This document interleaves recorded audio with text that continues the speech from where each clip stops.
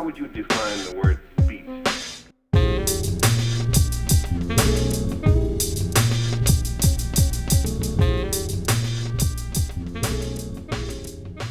Hi, my name is Mick Felton from Obelisk Productions, PKA Plogtron. This is my second video for the Audient Tutorial Hub. The series is entitled Finding Your Own Sound, Connectivity and Creativity. And this one is focusing on the virtual environment. So in case you didn't watch the first video, basically I'm taking an ID22 and its incredible connectivity to create a hub. The main reason behind setting up my studio like this is that I'm just a real fan of digital and analog vintage gear and all the lovely sounds that come out of it. And setting it up this way allows me to create virtual instances of them all within Ableton. And so I can be really quick and connected and creative in the way I use them. So setting up an external instrument is pretty easy. Just go to the browser window, instrument browser, select an external instrument and put it onto a MIDI channel, and then you're ready to configure it. You'll notice at the top you've got a MIDI port chooser, and you can select whichever port that you have connected that device to. And then once you've sorted that out, you can go down to the audio input and select the audio input that it's connected to as well, and then it's ready to roll. So if you look in the preferences, you'll notice that I'm using a Motu MIDI 128, and that has got 8 channels of I/O MIDI, so I just need to select the right one that I've connected it to. And the same with the Audient I/O, because the 8 additional channels that the ADAT gives me 10 inputs, so I just need to connect the right audio to that as well, and hey presto, my machine's ready to play. Now obviously you don't want to do that every time, so it's a good thing that you can save instances of your machines, your virtual machines, in the instrument folder and name them. So all you need to do is, once you've configured it and saved it, is just select one and drag it onto the session view or the arrange page, and then it's ready to play.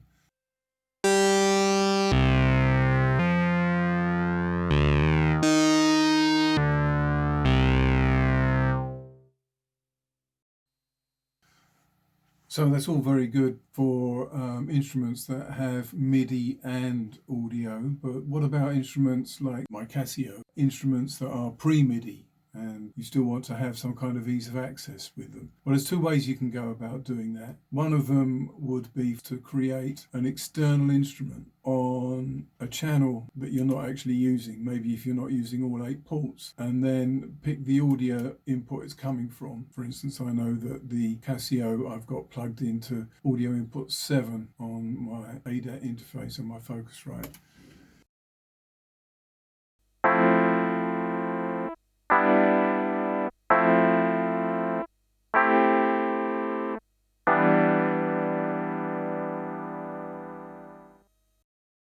And then obviously save it.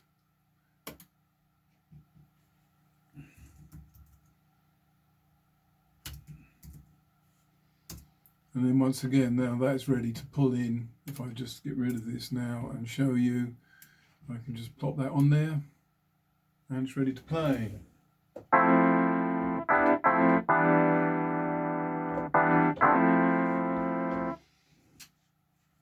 And the other way you could do it is actually as a channel strip. So for instance here, I could take this audio channel and I could set the input to 7, set the monitor to audio, auto.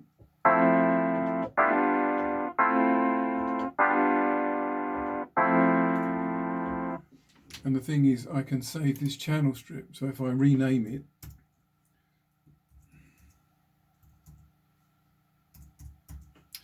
then I can save that in my own presets.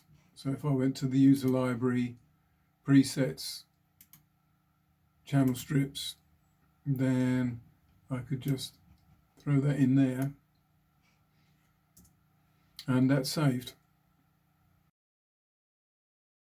So I can just pull it onto a track on the track.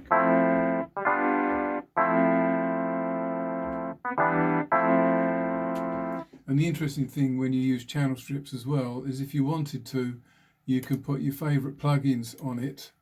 For instance, maybe I was always going to use a LA2A audio compressor on it just to give it a little bit more.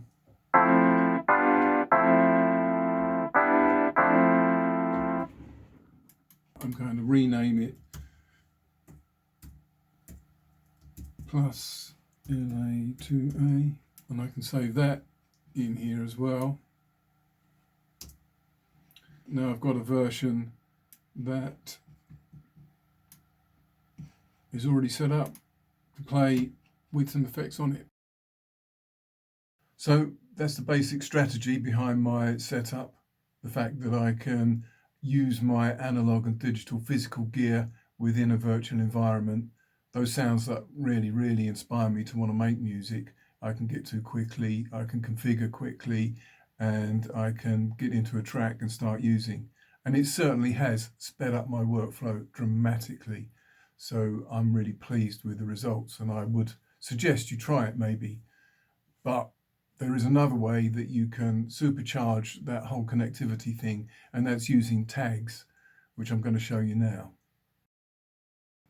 So if you take a look in the Ableton browser, you'll see that you've got your user library, and within the presets you have your instruments, and inside your instruments you've got your external instruments and all the instruments you've configured, saved and named. So if you go to channel strips, you'll see that I've created a folder called instruments, and inside that folder I've set up a couple of channel strips to cater for my non-MIDI gear. You'll also notice that there's a little blue symbol for the tags there.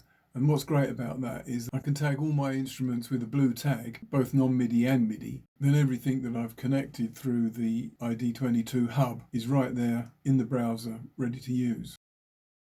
And you don't have to limit yourself just to MIDI gear and non-MIDI gear instruments or effects. You can use it with any input. I've used it with my turntable. I've virtualized my turntable so that it becomes part of that environment with all the other bits of equipment, all the other sound sources. Just makes it so easy to drag it onto the session view and put a record on and start finding some samples.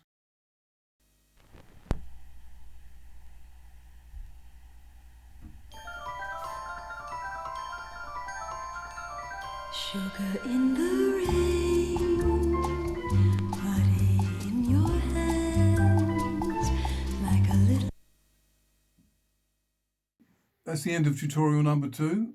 Thanks for letting me share that with you, and I hope some of that might have been of interest. In my little mini bio I did for Audient, I said that this ID22 unit was a positive contribution to my quality, consistency and creativity in some order. And it is. I mean, not only does it sound great, but that amount of connectivity has meant that I can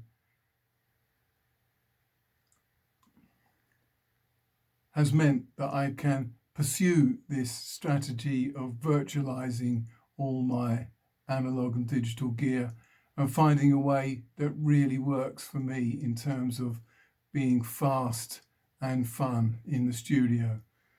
Now, if you want to see what I did with those 3 samples, then if you head over to my Instagram page, I talk a little bit more about my own producer mindset and turn those 3 sound sources, the Monostation, Casio and that sample, into this track.